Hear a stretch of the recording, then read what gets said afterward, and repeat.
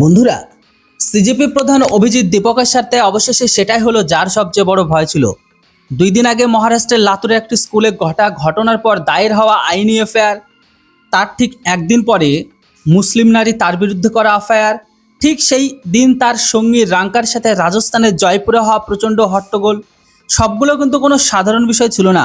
মূলত একটি সূচনা ছিল স্বরাষ্ট্রমন্ত্রী অমিত শাহের সেই বড় আইনি চক্রব্যূহের, যার প্রস্তুতি অনেক দিন ধরে চলছিল এবং যার সরাসরি উদ্দেশ্য ছিল সিজিপি আর তার প্রধান অভিজিৎ দীপকের ওপর করা আইন যাতে চাপানো। যেমনই লাতুরে মামলা দায়ের করা হলো, দীপকের এই বিষয়টি পরিষ্কারভাবে আন্দাজ করতে পারল যে অমিত শাহের এই প্রশাসনিক জালে তিনি পুরোপুরি ঘিরে পড়েছেন।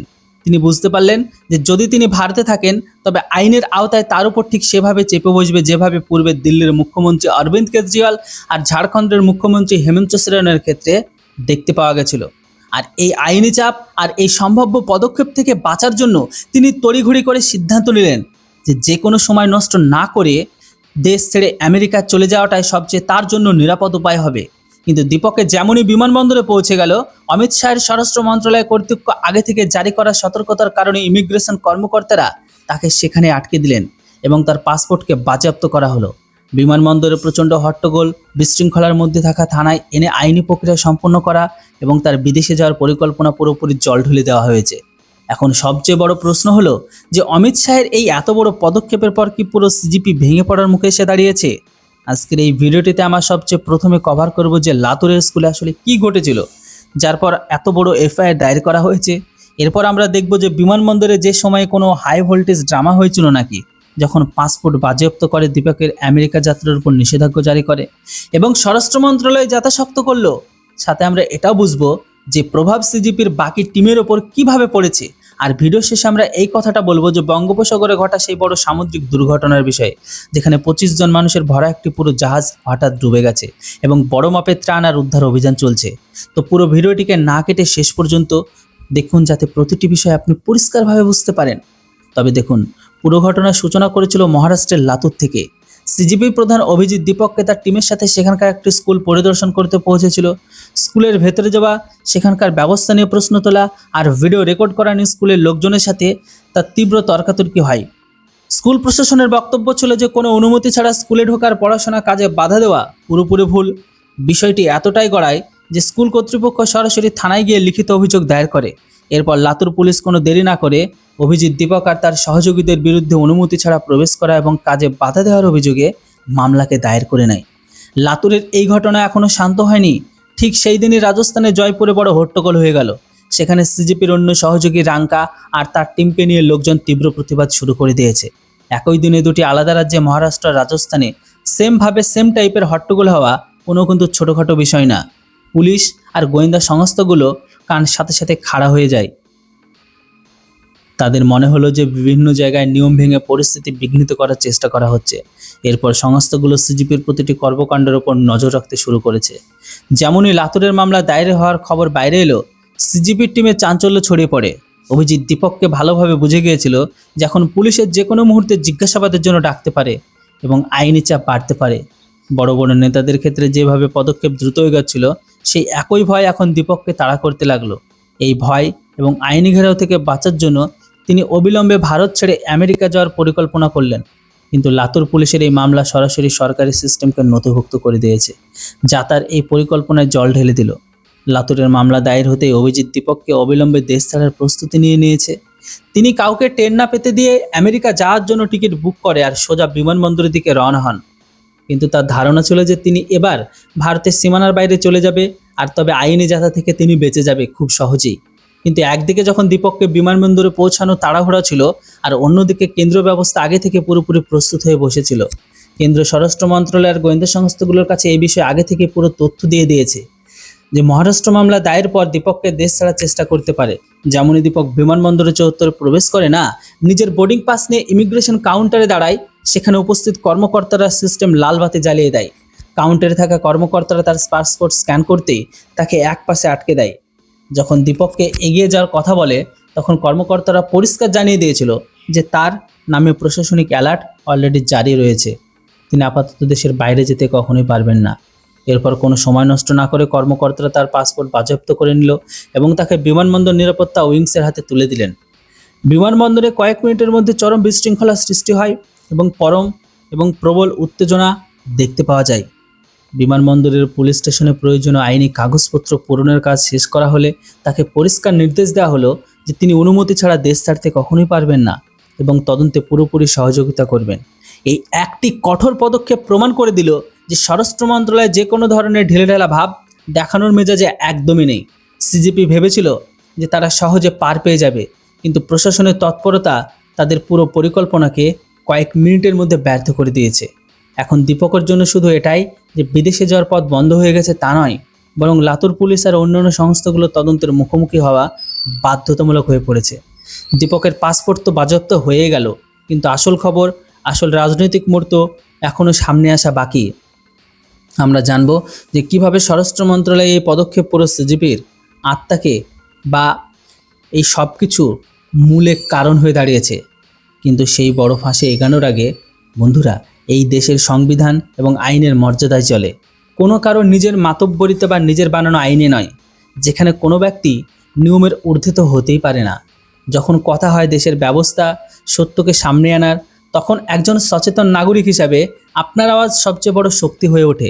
আপনিও যদি মনে করেন যে দেশের আইনি শাসন ব্যবস্থা সর্বাগ্রে হওয়া উচিত, তবে এই ভিডিওটিকে মন থেকে অবশ্যই একটা লাইক করুন।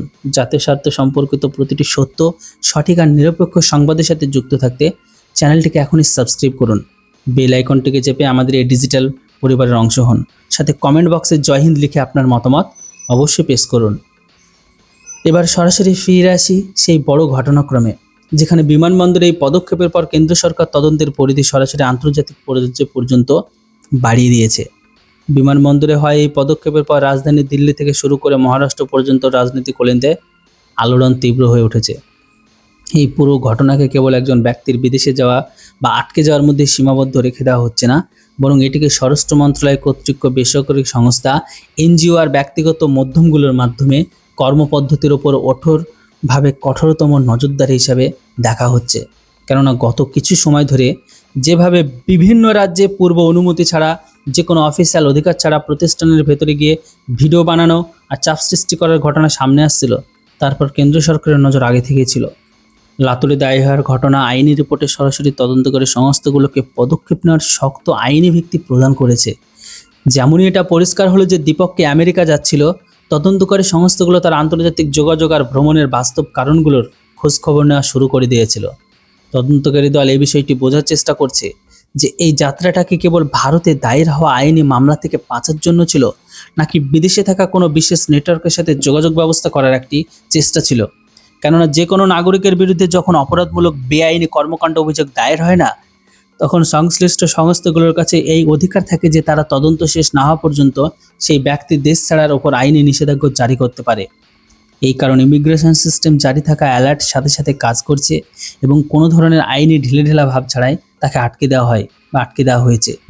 তবে এই ঘটনার পর সিজিপির ভেতরেও চরম আতঙ্কের পরিবেশ তৈরি হয়ে গেছে। সংগঠনের অন্যান্য সদস্য, স্থানীয় সহযোগীদের এই ভয় পিছনে তাড়া করে বেড়াচ্ছে যে আগামী দিনগুলোতে তদন্তের পরিধি কেবল লাতুর বা জয়পুরের মধ্যে সীমাবদ্ধ থাকবে না, বরং তাদের ফান্ডিং, পরিচালনার পদ্ধতি, বিভিন্ন রাজ্যে চালানো কার্যক্রমের পুঙ্খানুপুঙ্খ তদন্ত হতে পারে। রাজ্যগুলো পুলিশ যখন নিজেদের মধ্যে সমন্বয় বজায় রেখে এটা দেখাচ্ছে যে এই ধরনের অন্যান্য ঘটনা আগে থেকেই অন্য কোনো শহরে ঘটছিল কিনা, যদি এমনটা পাওয়া যায়, তবে আগামী দিনগুলোতে আইনি চাপ আরও বাড়তে পারে এবং সংগঠনের জন্য জনসক্ষমে কাজ করা বেশ চ্যালেঞ্জিং প্রমাণিত হবে। এই পুরো ঘটনাক্রম সবচেয়ে গুরুত্বপূর্ণ দিক হলো সেই আইনি প্রক্রিয়াগুলোকে যে কোনো নাগরিকের দেশ ছাড়ার অধিকার আর পুলিশি তদন্তের মাঝে প্রযোজ্য হয়। আইনি বিশেষজ্ঞদের মতে যখন কোনো ব্যক্তির বিরুদ্ধে কোনো রাজ্যের পুলিশ স্টেশন অফিসিয়াল অভিযোগ বা মামলা দায়ের হয়, তখন তদন্তকারী কর্মকর্তা সংশ্লিষ্ট ব্যক্তির উপস্থিতি নিশ্চিত করার জন্য সক্ষম কর্তৃপক্ষে অভিহিত করতে পারেন। বিমানবন্দরের পরিচালিত ইমিগ্রেশন নিরাপত্তা ব্যবস্থা কেন্দ্রীয় ডাটাবেসের সঙ্গে যুক্ত থাকে। যেমনই কোনো ব্যক্তির বিরুদ্ধে প্রশাসনিক বা আইনি প্রক্রিয়া অধীনে দেশ ত্যাগ নিষেধাজ্ঞার নির্দেশে সিস্টেমে নথিভুক্ত হয়, সংশ্লিষ্ট ব্যক্তিকে ভ্রমণের অনুমতি দেওয়া হয় না।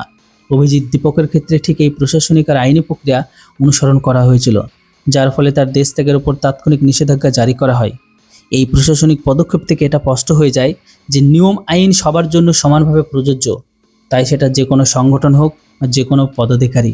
যদি কোনো প্রাতিষ্ঠানিক পরিসরের বৈধ অনুমতি ছাড়া প্রবেশ করা বা কোনো ব্যবস্থায় বিঘ্ন ঘটনার মামলা দায়ের হয়, তবে সংশ্লিষ্ট ব্যক্তিকে তদন্ত প্রক্রিয়ায় সহযোগিতা করা বাধ্যতামূলক হয়। তদন্ত এড়ানো বা অনুমতি ছাড়া দেশ ছাড়ার চেষ্টাকে প্রশাসনিক পর্যায়ে গুরুত্বের সাথে নেওয়া হয়। মহারাষ্ট্র পুলিশ এবং বিমানবন্দর নিরাপত্তা ব্যবস্থার মধ্যে তৈরি হওয়া এই দ্রুত সমন্বয়টা এটা নিশ্চিত করেছে যাতে আইনি প্রক্রিয়ায় কোনো ধরনের বাধা না আসে। এখন আগামী সব দায়িত্ব লাতুর পুলিশ আর সংশ্লিষ্ট তদন্ত কর্মকর্তাদের উপরই থাকবে। আগামী দিনগুলিতে পুলিশ অভিজিৎ দীপককে আনুষ্ঠানিক সমন পাঠিয়ে জিজ্ঞাসাবাদের জন্য তলব করতে পারে। এই তদন্তকারী দল এই বিষয়টি খতিয়ে দেখবে যে লাতুরের স্কুলে যাওয়া আসল উদ্দেশ্য কী ছিল। এর জন্য কি সংশ্লিষ্ট শিক্ষা বিভাগ বা স্কুল প্রশাসনের কাছে থেকে কোনো পূর্ব অনুমতি নেওয়া হয়েছিল এবং সেখানে হওয়া বিবাদের কার ভূমিকা কী ছিল। যতক্ষণ না তদন্ত প্রক্রিয়া সম্পন্ন হচ্ছে বা কোনো উপযুক্ত আদালত থেকে কোনো স্বস্তি মিলছে, ততক্ষণ তার জন্য বিদেশে যাওয়ার কোনো অনুমতি পাওয়া অত্যন্ত কঠিন হবে তাদের কাছে।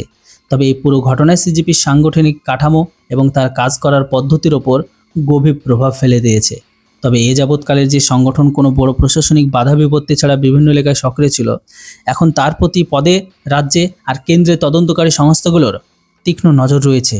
আইনি বিষয়ে বিশেষজ্ঞদের মতে, যখন কোনো সংগঠনের শীর্ষ নেতৃত্বের উপর নিয়ম ভাঙা, অনুমতি ছাড়া প্রতিষ্ঠানে যাওয়া আর ব্যবস্থায় বাধা সৃষ্টি করার অভিযোগ দায়ের হয়, তখন তার সরাসরি প্রভাব সংগঠনের সাথে যুক্ত অন্য সদস্যের মনোবল উপড়ে ফেলে। এখন সংগঠনের জন্য আইনি অনুমতি ছাড়া যে কোনো সামাজিক ইস্যুতে হস্তক্ষেপ করা বা অভিযান চালানো অত্যন্ত কঠিন হয়ে পড়বে। স্বরাষ্ট্র মন্ত্রণালয়ের এই কড়া বার্তা স্পষ্টভাবে নির্দেশ করে যে আইন মেনে চলা সবার জন্য বাধ্যতামূলক। যদি কোনো ব্যক্তি প্ল্যাটফর্ম নির্ধারিত প্রশাসনিক সীমানা আর নিয়ম লঙ্ঘন করে, তবে তার বিরুদ্ধে দ্রুত আইনি প্রক্রিয়া শুরু করা হবে। স্বরাষ্ট্রমন্ত্রী অমিত শাহের কাজের ধরন সবসময় নিয়মকানুন কঠোরভাবে মেনে চলা আর নিরাপত্তা প্রোটোকলের অগ্রাধিকার দেওয়ার মতো থেকেছে। তবে এই ক্ষেত্রে বিমানবন্দরে যেভাবে দ্রুততার সাথে পদক্ষেপ নেওয়া হয়েছে এবং যাত্রায় বাধা দেওয়া হয়েছে, এই প্রশাসনিক কঠোরতা এক বড় প্রমাণ। তাই এই পদক্ষেপের মাধ্যমে এটা পরিষ্কার হয়ে গেছে যে কোনো ব্যক্তি আইনি প্রক্রিয়া আর তদন্ত থেকে বেঁচে বাইরে যেতে পারবে না। এবার কথা বলি দেশের সেই সব থেকে দ্বিতীয় বড় অন্তত সংবেদনশীল ঘটনা নিয়ে, যার উপর এই মুহূর্তে পুরো দেশের নজর টিকে আছে। কেননা বঙ্গোপসাগরে এক অত্যন্ত মর্মান্তিক আর বড় সামুদ্রিক দুর্ঘটনা ঘটেছে সমুদ্রে। খারাপ আবহাওয়া, তীব্র সামুদ্রিক ঢেউয়ের মাঝে একটি বাণিজ্যিক আর স্থানীয় পণ্যবাহী জাহাজ হঠাৎ ভারসাম্য হারিয়ে ফেলে এবং গভীর জলে ডুবে যায়। প্রাথমিক অফিসিয়াল রিপোর্ট অনুযায়ী যে সময় দুর্ঘটনা ঘটে সেই সময় জাহাজে প্রায় 25 জন লোক সবার ছিল, যারা এই মুহূর্তে নিখোঁজ রয়েছে বলে জানা গেছে। দুর্ঘটনার খবর পাওয়া মাত্র ভারতীয় উপকূলরক্ষী বাহিনী মানে ইন্ডিয়ান কোস্টগার্ড, নৌবাহিনীর নিকটস্থ জাহাজ আর স্থানীয় সামুদ্রিক উদ্ধারকারী দল সাথে সাথে তৎপর হয়ে ওঠে। বঙ্গোপসাগরে সেই নির্দিষ্ট এলাকায় অবিলম্বে বড় মাপের যৌথ তল্লাশি অভিযান উদ্ধার করা শুরু করে দেয়। সমুদ্রে উদ্ধারকারী জাহাজের পাশাপাশি আকাশপথে নজরদারির জন্য বিশেষ বিমান আর হেলিকপ্টারে মোতায়েন করা হয়েছে, যাতে জলে আটকে পড়া মানুষদের দ্রুত খুঁজে বের করে নিরাপদে উদ্ধার করা হয়। সামুদ্রিক কর্মকর্তাদের বক্তব্য, হঠাৎ আবহাওয়া খারাপ, তীব্র বাতাস আর উঁচু ঢেউয়ের কারণে উদ্ধার অভিযান বেশ কিছু চ্যালেঞ্জের মুখোমুখি হতে হচ্ছে। তবে সব দল দিনরাত ত্রাণ উদ্ধার কাজে নিয়মিত রয়েছে। নিখোঁজ 25 জনের পরিবারে চরম দুশ্চিন্তার পরিবেশ তৈরি হয়ে গেছে এবং স্থানীয় প্রশাসন ক্রমাগত উপকূলরক্ষী বাহিনীর সাথে যোগাযোগ বজায় রাখছে। প্রশাসন আশেপাশের সমস্ত উপকূলীয় স্টেশন, জেলেদের হাই অ্যালার্ট রেখেছে, যাতে যে কোনো তথ্য পাওয়া মাত্রই দ্রুত সহায়তা পৌঁছানো যায়। একদিকে যেখানে দেশের অভ্যন্তরীণ নিরাপত্তা আইনি ব্যবস্থার অধীনে লাতুর থেকে শুরু করে দিল্লি বিমানবন্দর পর্যন্ত প্রশাসনিক নিয়মকানুন কড়াকড়িভাবে পালন করা হচ্ছে, তো অন্যদিকে আবার অভিজিৎ দীপককে বিদেশে যাওয়া আইনি নিষেধাজ্ঞা জারি করে তদন্ত প্রক্রিয়া ত্বরান্বিত করা হয়েছে। এইদিকে আবার বঙ্গোপসাগরে আমাদের সুরক্ষা বাহিনী আর উপকূলরক্ষী দল পুরোপুরি তৎপরতার সাথে 25 জনের জীবন বাঁচানোর মিশনে নিয়োজিত করছে। আইনের সামনে প্রতিটি নাগরিক সমান এবং নিরপেক্ষ তদন্তই যে কোনো বিবাদের চূড়ান্ত সমাধান নির্ধারণ করে। এখন দেখার বিষয় লাতুর পুলিশের তদন্ত সামনে আর কি নতুন তথ্য উঠে আসে এবং সিজিপির নেতৃত্বের আইনি চক্রব্যূহ থেকে কিভাবে মোকাবেলা করে। সাথে পুরো দেশ এই প্রার্থনা করছে যে বঙ্গোপসাগরে চালানো উদ্ধার অভিযান যেন দ্রুত সফলতা পায় এবং 25 জনের মানুষকে যেন নিরাপদে বের করে আনা সম্ভব হয়। তো বন্ধুরা, আপনি যদি দেশ, আইন, জাতীয় স্বার্থে এবং এর সাথে যুক্ত এই নিরপেক্ষ বিস্তারিত রিপোর্ট পছন্দ করে থাকেন, তবে এই ভিডিওটি মন থেকে লাইক অবশ্যই করুন এবং আপনার বন্ধুদের সাথে শেয়ার করুন। সত্য সঠিক খবরের বিশ্লেষণের সাথে ক্রমাগত যুক্ত থাকতে আমাদের চ্যানেলটিকে এখনই সাবস্ক্রাইব করুন, বেল আইকন চাপতে একদমই ভুলবেন না। এই পুরো ঘটনার প্রশাসনিক পদক্ষেপ নিয়ে আপনার কি মতামত কমেন্ট বক্সে অবশ্যই লিখে জানান। ভিডিও আর ইনফরমেশন ভালো লাগলে চ্যানেলটিকে কেউ সাবস্ক্রাইব করতে ভুলবেন না। তো বন্ধুরা, দেখা হচ্ছে, কথা হচ্ছে আবারও একটি নতুন ভিডিওটিতে। ততক্ষণ আপনারা সবাই ভালো থাকবেন, সুস্থ থাকবেন। Thanks for watching. Jai Hind, Vande Mataram.